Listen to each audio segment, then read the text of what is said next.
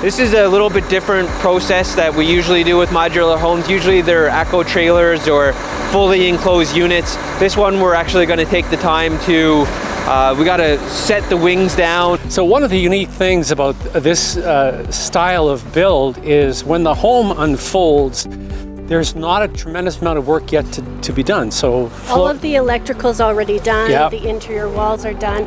All that remains is finishing work, like putting in windows and doors, putting in the in-floor heating and the bamboo flooring over top, countertops, interior doors, that sort of thing. That's all that remains. We can take a home, we can fold it up into about 8.5 feet wide and bring it in at pricing that is about a third of what you're paying right now for a home. Yeah, modular homes seem to be getting very popular. There's countless requests every month for pricing. There's a couple of different styles how you could do it. There's a lot of different ways. We seem to have covered most of the ways. We do a lot of pre-planning with the clients. We did some building permits for the town of High River. We were working with the engineering, the planning department, getting the permits. We did the routing. We did the jack onto our trailer. We did the craning, placing it off. We did the transport. You know, we're a one-stop shop for getting this unit put on the piles and install. So we're setting up unit 116 with 9.3 tons of counterweight. We're set up to be about a 28-29 foot radius. We're gonna be like 70% a chart. Lloyd's gonna whip around the corner here with the modular home, back in right next to us. We got our spreader bar at 19 feet. Lloyd's just getting the rigging going here now. We're gonna pick it up, swing it 180 degrees, place it on the piles. Once we disconnect, Lloyd's going to go back to Calgary and load some roof panels, meet us back here, and we're gonna start building this modular home.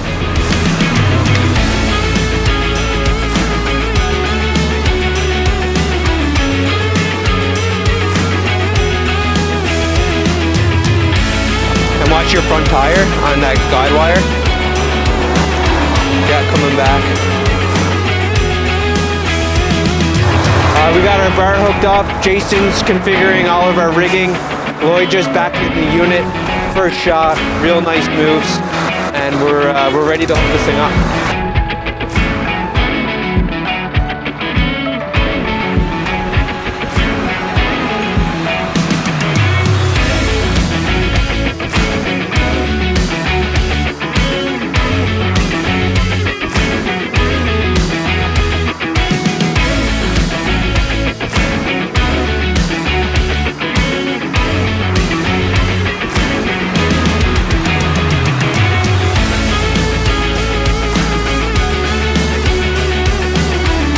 Semi is ready to roll back to Calgary, pick up the roof sections. It's placed on the piles. We just have to do some minor fabrication to make some space on the skid so it could sit on the piles. It's about a 10-15 minute delay.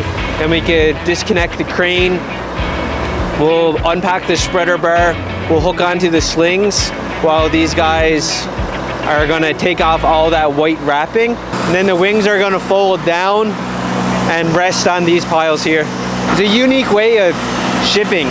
Usually you just see them built full width and they'll transport them, they'll get permits and escorts, and there'll be a bunch of restrictions on travel, but these guys are traveling these within 10 feet, so they bypass a lot of the travel restrictions and extra costs for permits and planning and all that jazz. So you can see the hinges there. Lloyd's guiding them now. So we got to be careful of this junction box. There's piping on the other side. There's a. You got eyes on that?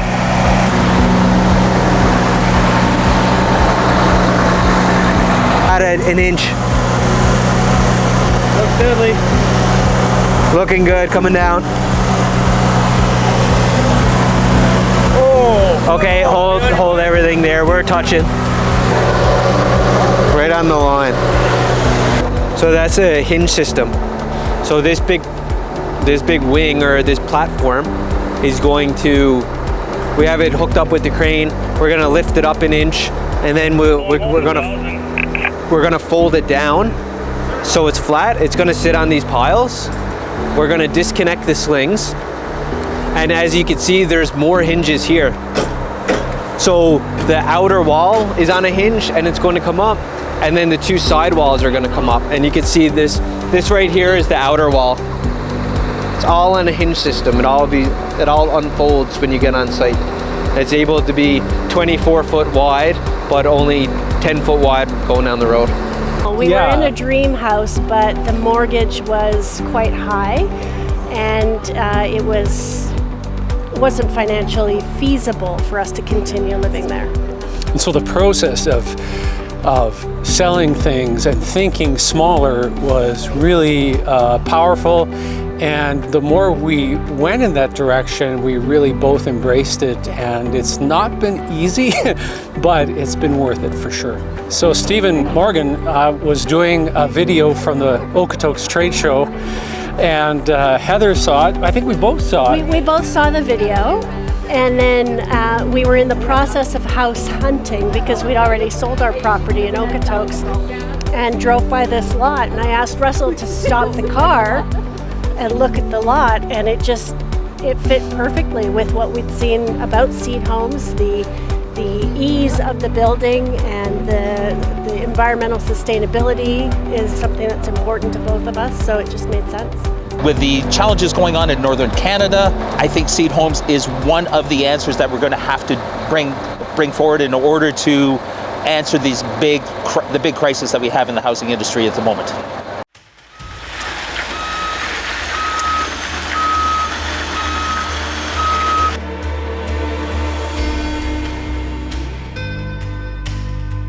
We have the second wing down. That's it for the big crane lifts. We're gonna get a smaller picker truck in here tomorrow to stand these smaller walls and put the roof panels on. And a big shout out to McIntyre, have been instrumental in getting this home from in our shop to here and now loading it onto its piles. Over the next couple of days, this is going to unfold into a beautiful home.